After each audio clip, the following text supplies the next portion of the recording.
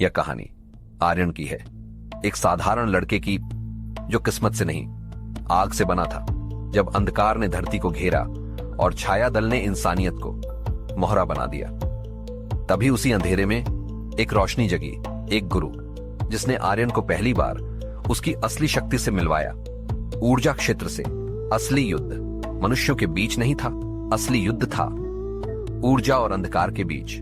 वे प्राचीन शक्तियां जो युगों से मौन थीं, धीरे धीरे जागने लगी थीं और आर्यन उन सबके बीच खड़ा होने वाला था। ब्रह्मांड योद्धा कहानी अब शुरू होती है। स्कूल का आखिरी दिन था। मैदान में शोर तो था, लेकिन हर चेहरे पर छिपा तनाव साफ दिख रहा था। 12वीं के रिजल्ट का दिन था। खुशी भी, डर भी और भविष्य का बोझ भी। आर्यन और उसके तीनों दोस्त एक कोने में खड़े बस नोटिस बोर्ड को घूर रहे थे। पास ही से एक हल्की हंसी सुनाई दी। वेदिका आगे आई। उसकी मुस्कान हमेशा की तरह शांत थी। अरे, अभी तक यहां ही जमा हो, देखने नहीं चलोगे? नील ने बुरी तरह सांस छोड़ी और सीना पकड़ लिया। दिल ऐसे धक धक कर रहा है मानो पड़ोसी फिर पास हो जाएगा और मैं फिर लटक जाऊंगा। तीनों हंस पड़े। उसी वक्त पीछे से तेज कदमों की आवाज आई। वरुण अपने ग्रुप के साथ था। चाल वही पुरानी, आत्मविश्वास से भरी और चिढ़ाने की आदत भी। वह हल्की मुस्कान दबाते हुए सीधे आर्यन के सामने आ खड़ा हुआ। तो इस बार क्या प्लान है? सप्लीमेंट्री भरोगे या पापा सीधा एडमिशन करवा देंगे? आर्यन चुप रहा, लेकिन अरुण के चेहरे का रंग बदल गया। वह एक कदम आगे बढ़ा। जुबान संभाल कर, बहुत जल्दी उड़ने लगा है तू। वरुण हंस पड़ा। अरे यार, शेर की कहानी सुनकर खुद को शेर मत समझ लेना। असली शेर तो उसकी बात बीच में ही कहीं खो गई, क्योंकि किसी ने पीछे से चिल्लाया, रिजल्ट लग गया। सभी एक साथ उधर दौड़ पड़े। कुछ मिनट बाद खुशियों की आवाज, तालियां और आहें सब एक साथ सुनाई देने लगी। राघव टॉपर, नील और अरुण भी अच्छे नंबरों से पास। वेदिका भी मुस्कुराती हुई खड़ी थी। फिर आर्यन ने अपना नाम देखा, लिस्ट के बिल्कुल आखिर में। बस किसी तरह पास। चारों तरफ हल्की खामोशी उतर गई। वरुण धीरे से पास आया, आंखों में वही पुराना व्यंग्य। देख लिया, बस पास होने लायक ही है। इस बार किसी ने उसे बोलने नहीं दिया। वेदिका अचानक आगे आई। उसकी आवाज में एक ठंडा कटाव था। कम से कम पास तो हुआ है, और तुम्हारे नंबर देखकर शर्म आ जानी चाहिए थी। कुछ पल के लिए वरुण की सांस अटक गई, चेहरा उतर गया। बिना कुछ कहे वह वहीं से मुड़ गया।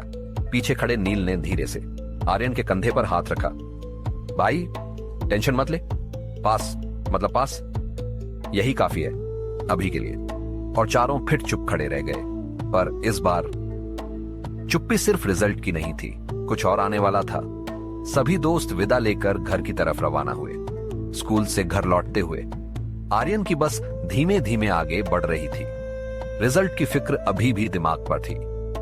आर्यन जब घर पे पहुंचा तो उसके माँ और पापा आपस में बात कर रहे थे। माँ ने उसे देखा और नरम स्वर में बोली, आर्यन, यहां क्यों खड़े हो? आओ बैठो।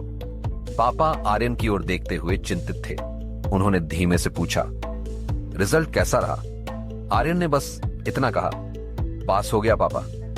मां की आंखें नम हो गईं। तुम बचपन में कितने होशियार थे, हमेशा क्लास में सबसे आगे, तुम पर गर्व होता था। आर्यन चुप रहा।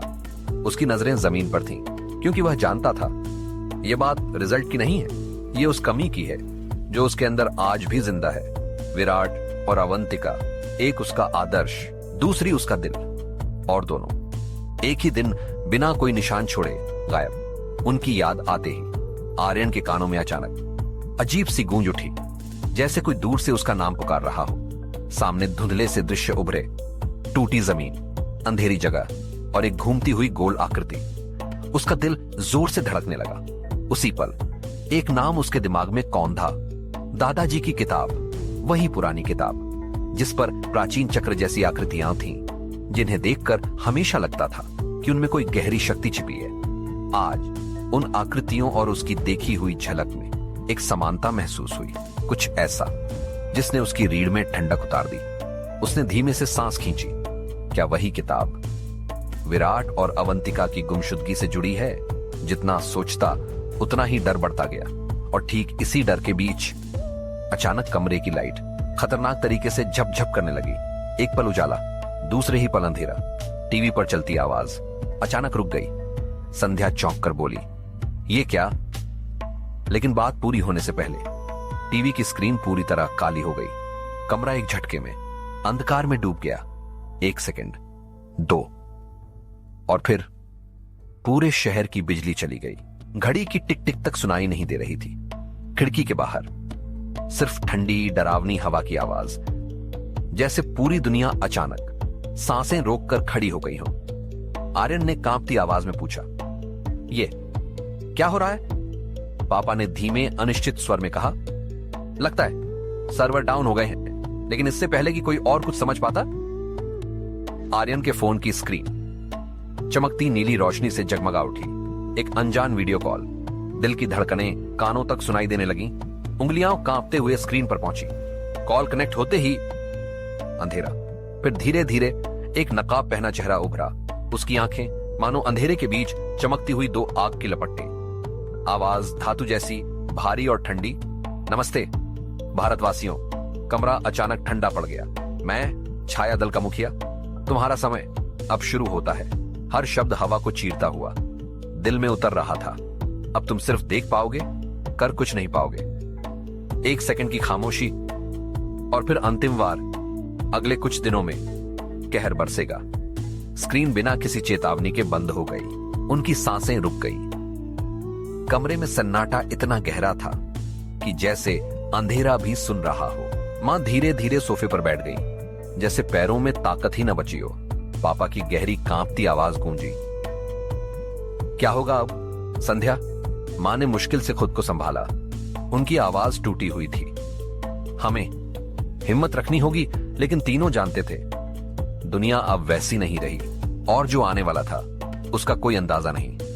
आर्यन के कानों में अचानक एक अजीब सी गूंज उठी, जैसे कोई बहुत दूर से उसका नाम पुकार रहा हो।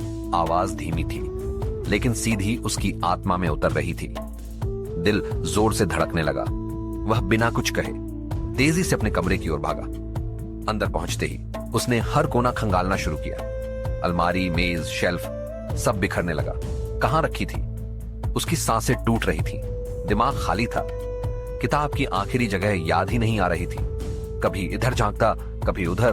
घबराहट बढ़ती जा रही थी, और जैसे ही वह दरवाजे की तरफ बढ़ा, उसकी नजर अचानक जड़ हो गई। कमरे के बीचों बीच हवा में एक हल्की रोशनी तैर रही थी। वह धीरे धीरे ऊपर उठती गई, और अगले ही पल आर्यन की आंखें फैल गईं। किताब फर्श से लगभग 5 फीट ऊपर, मानो गुरुत्वाकर्षण को ठुकराते हुए, धीरे धीरे घूम रही थी। उसके चारों ओर दूधिया सफेद रोशनी का एक गोला बन गया था, जो कमरे की दीवारों को हल्के हल्के रोशन कर रहा था। आर्यन के होंठ कांपे। उसने तेज आवाज में चीख दिया, ये कैसे हो रहा है? लेकिन जवाब कोई नहीं था। सिर्फ एक अनसुनी शक्ति जो किताब के अंदर कहीं जाग रही थी।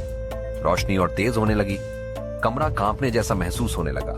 किताब की सतह पर वह गोल आकृति, जिसे आर्यन ने हमेशा बस एक चित्र समझा था, अब हल्की चमक छोड़ रही थी, जैसे कोई अधूरा चक्र धीरे धीरे सांस ले रहा हो। हर ऊर्जा का एक रहस्य है, और हर रहस्य का अपना योद्धा। अस्ट्रोवर्स की सीमाओं से परे अभी तो बस ये शुरुआत है। आर्यन का सफर अभी बहुत गहरा होने वाला है। क्या आप इस अनंत यात्रा के लिए तैयार हैं? ब्रह्मांड योद्धा आर्यन से जुड़ने के लिए अभी सब्सक्राइब बटन दबाएं।